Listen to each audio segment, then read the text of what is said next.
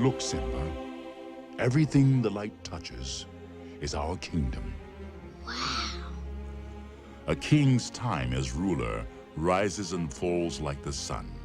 One day, Simba, the sun will set on my time here and will rise with you as the new king. And this'll all be mine? Everything. Everything the light touches. But I thought a king can do whatever he wants. Oh, there's more to being king than getting your way all the time. There's more? Simba.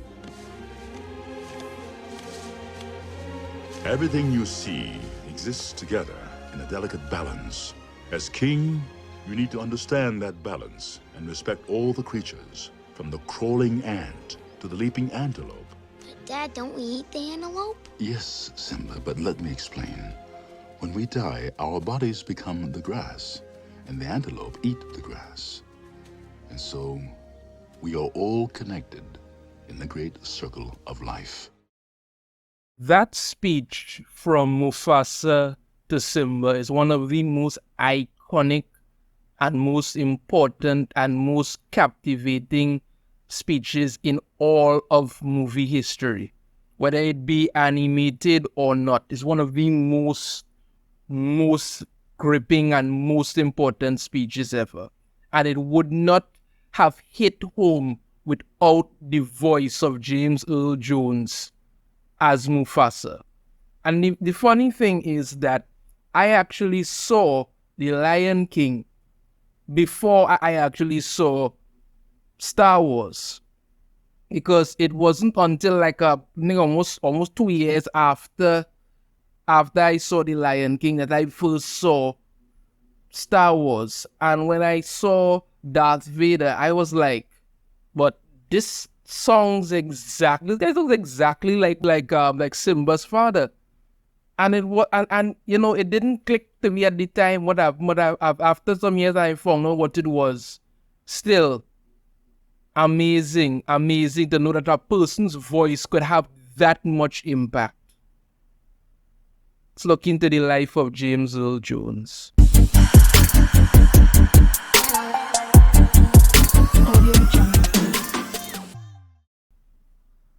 It has been a difficult couple of years. We have lost icons, not only in movies, television, and this stuff. And it's never easy. It's never easy, no matter if this person has lived a rich life, all of that. Any loss is something that always hurts. The legacy that this person leaves behind is always going to be iconic, always going to last forever. On Monday, James Earl Jones, the voice of Mufasa and Darth Vader, died. He was 93. And yes, 93 is a hell of an accomplishment. He's lived a full life, rich, enjoyable, but it still hurts. It still hurts. And it doesn't matter how older you get, how much you start to get accustomed to kind of things. It doesn't. It always will be there. We have lost people who have been so iconic to us over the years. And even those who came into our lives not too long ago, but still had such a big impact. Let's read this article here from The Hollywood Reporter. James Earl Jones, authoritative actor and voice of Darth Vader, dies at 93. The honorary Oscar recipient and two-time Tony winner overcame a stutter to stand out in such films as The Great White Hope, The Lion King, Field of Dreams, and The Sandlot. Now, I myself suffer with a slight stutter. It does happen at times. And doing this channel has also helped me with it. I've always tried to speak out and stuff as much as possible. But I still do have this stutter. It bothers me at times. But doing this channel and speaking about the things that I like, dislike, and all this stuff has done that. And to know that this man overcame that and literally became the voice of the premier villain of Star Wars. To know that he became the voice of Mufasa. And that's the thing. James Earl Jones has starred in a lot of movies, but his voice for Mufasa and Darth Vader is what really made this man so iconic. It really did. And no matter what, that will always, always be there to guide us as well. Because like I said at the beginning of this, that speech that he gave to Simba, so iconic. James Earl Jones, a commanding presence on screen who nonetheless gained greater fame off camera as the sonorous voice of Star Wars villain Darth Vader and Mufasa, the benevolent leader in The Lion King, died Monday. He was 93. Jones, who burst into national prominence in 1970 with his powerful Oscar-nominated performance as America's first black heavyweight champion in The Great White Hope, died at his home in Dutchess County, New York, Independent Artist Group announced. The distinguished star made his big screen debut in Stanley Kubrick's Dr. Strangelove, or How I Learned to Stop Worrying and Love the Bomb in 1964, and was noteworthy in many other films, including Claudine in 1974, opposite Diana and Carol, Field of Dreams 1989, and the reclusive author Terrence Mann and The Sandlot 1993 as the intimidating neighborhood guy Mr. Myrtle. Remember him as Mr. Myrtle in that. For his work on stage, Jones earned 2 Best Actor Tony Awards for originating the role of Jack Jefferson, who was based on the real-life boxer Jack Johnson in 1968 in Howard Sackler's Great White Hope, and for playing the patriarch who struggles to provide for his family in a 1986 Pulitzer Prize-winning production of August Wilson's Fences. Jones, the recipient of an honorary Oscar at the 2011 Governor's Award and a special Tony for Lifetime Achievement in 2017, was one of the handful of people to earn an Emmy, Grammy, Oscar, and Tony, and the first actor to win 2 Emmys in 1 year. Born Todd Jones on January 17, 1931, he grew up in Arkabutel, Mississippi, and was raised by his maternal grandparents. At age 5, the family moved to a farm in Dublin, Michigan.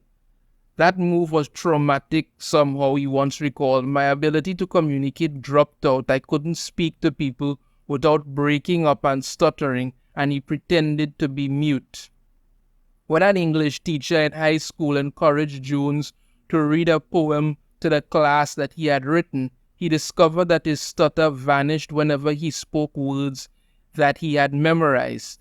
He won a public speaking contest as a senior and earned a full scholarship to the University of Michigan, where he studied medicine and discovered acting. Yes, that's a story a lot of people don't always know about James Earl Jones.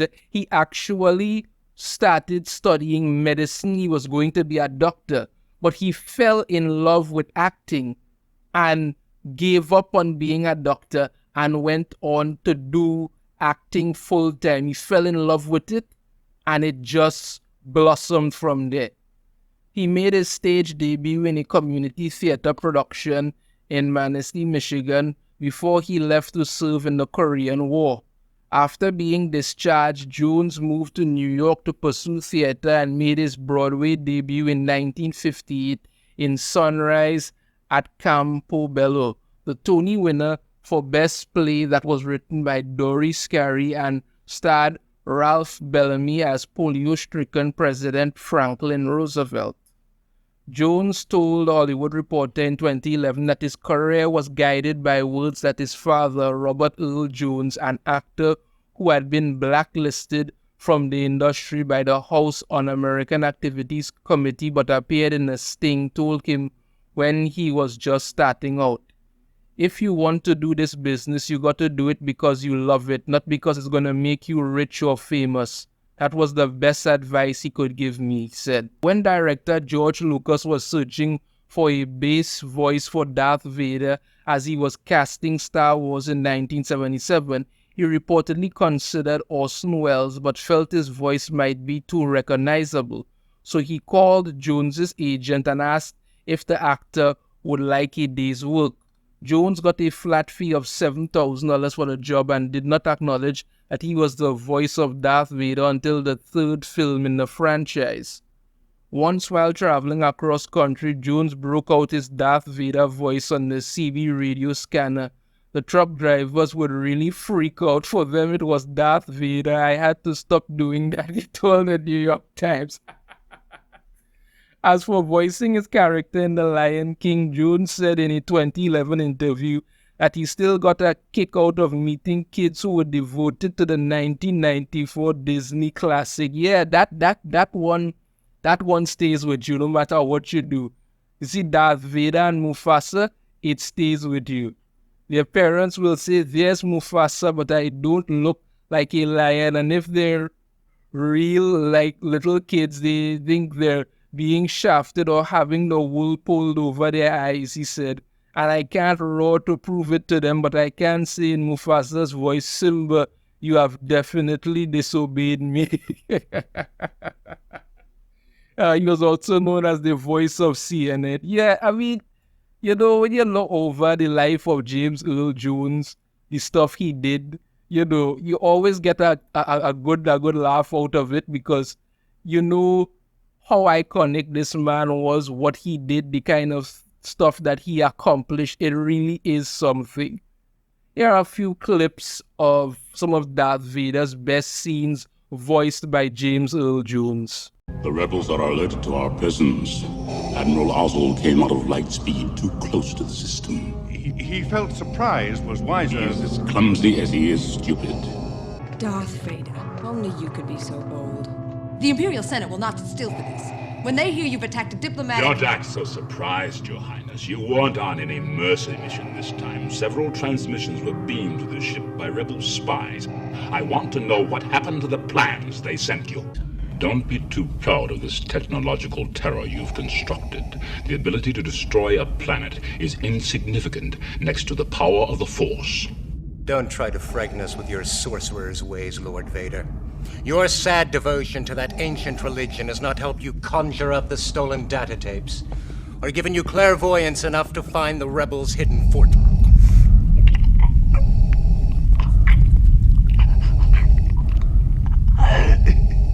I find your lack of faith disturbing. You seem unsettled. No, just pressed for time. There's a great many things to attend to. My apologies. You do have a great many things to explain. Your powers are weak, old man. Our ships have sighted the Millennium Falcon Lord, but it has entered an asteroid field and we cannot risk... Asteroids do not concern me, Admiral. I want that ship, not excuses. Yes, Lord. Elysian, take the princess and the Wookiee to my ship. You said they'd be left in the city under my supervision. I am altering the deal. Pray I don't alter it any further. Miss Governor Tarkin suggested the test. You were not summoned here to grovel, Director Krennic. There will be a substantial reward for the one who finds the Millennium Falcon. You are free to use any methods necessary, but I want them alive. No disintegrations. As you wish. Lord Vader, this is an unexpected pleasure. We're honored by your presence. You may dispense with the pleasantries, Commander. I'm here to put you back on schedule. I assure you, Lord Vader, my men are working as fast as they can. Perhaps I can find new ways to motivate them.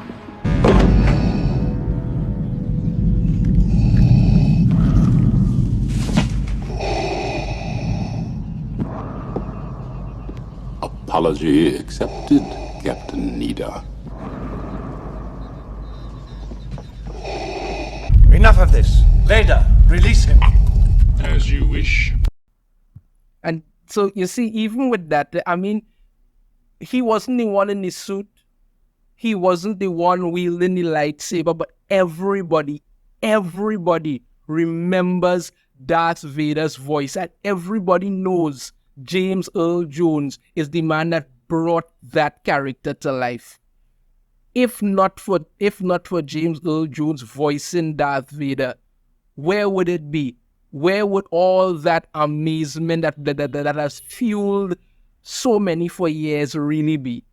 It is truly amazing to know how this man, through just his voice, have always inspired and captivated so many people. As they talk about the little kids and stuff from 1994's The Lion King, even till this day, The Lion King to me is still a classic in that animated form. I've never watched the remake they did in the kind of, live action, realistic kind of thing. They didn't, no interest in it.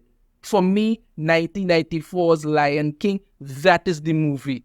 That is the way it's done. Mufasa is Mufasa because he was voiced by James Earl Jones. That is what done it. I mean, even when you look at his work he's done over the years, like you said, he's been in a lot of movies and stuff. One of the main movies that I remember him for is Coming to America with Eddie Murphy, where he played the king.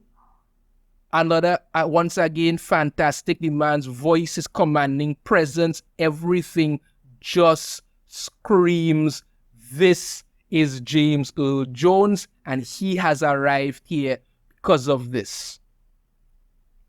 As I close up, I just want to take a look here, and I want to take a moment to say how grateful I am. Guardian here has put together James Earl Jones, A Life in Pictures. Let's go through them. East Side, West Side, 1963. The Comedians. The Great White Hope. Yep. He shaved his head and he was playing that boxer. That was it. Here he is at home with his first wife. Yeah. James Earl Jones with a Tony Award. Here he is with Muhammad Ali. Claudine, 1974. The Greatest, 1977. James Earl Jones plays Malcolm X. And here's Star Wars, 1977. Telling you, when you first saw Darth Vader and you saw this guy in all black come in there and then you heard his voice, you were like, holy crap, that's something to be terrified about.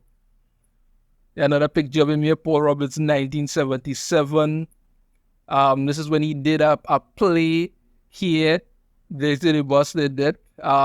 Paris, 1979 to 1980. He even did TV series where he played Detective Captain Woody Paris. Yeah, he is.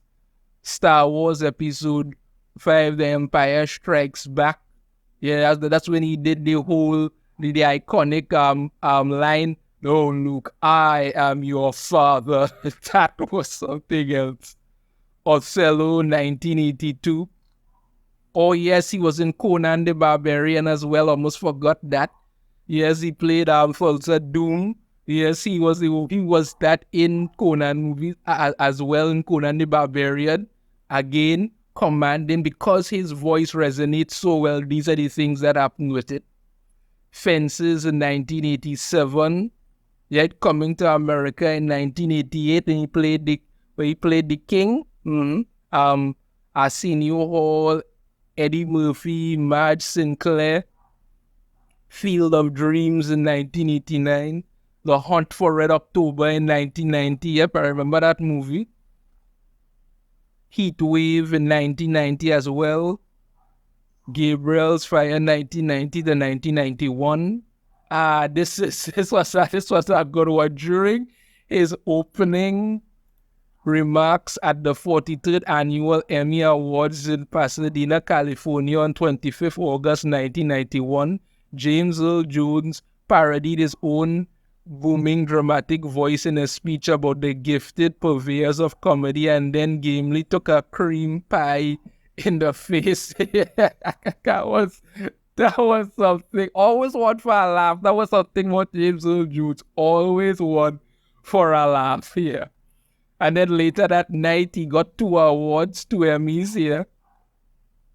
James Earl Jones receives the National Medal of the Arts from President George Bush. Yeah.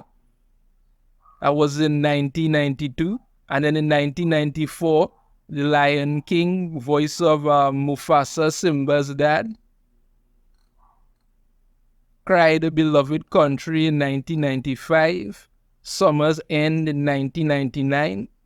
And here he is surrounded by some kids at a library there. James Earl Jones with his second wife, Cecilia Hart, and his son, Flynn Earl Jones. Driving Miss Daisy 2011. This is where he got his honorary Oscar. Much Ado About Nothing in 2013. Rogue One, a Star Wars story. He reprised the voice of Darth Vader for Rogue One. And you know, Rogue One is one of the best stories that come out of Star Wars lately, and most people don't think about it, but it really was, you know. And he reprised his role voicing Darth Vader for that. Yep. This is it here. We sit for a portrait of himself. So rest in peace, James Earl Jones. You have made such an impact on the lives of so many. Your voice, your performance as Mufasa, as Darth Vader in Coming to America, in the Conan movies, and so many others have inspired so many people and done so much for all. Rest in peace.